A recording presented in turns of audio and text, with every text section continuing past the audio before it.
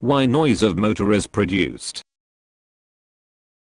How it can be reduced. Noise of motor is produced due to 1. Vibration 2. Bad foundation 3. Friction 4. Magnetic pulsation. Noise of motor can be reduced by 1.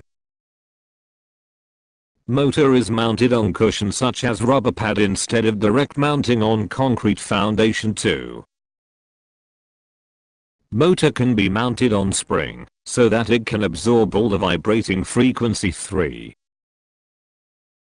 By proper maintenance, that is, if bearings are worn out then replace it. 4. Lubrication must be done regularly. 5. Electrical connection to motor should be given through PVC flexible pipe instead of metal flexible pipe. 6.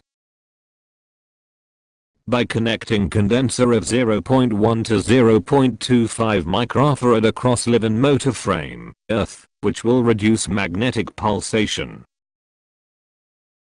Also it will reduce radio interference.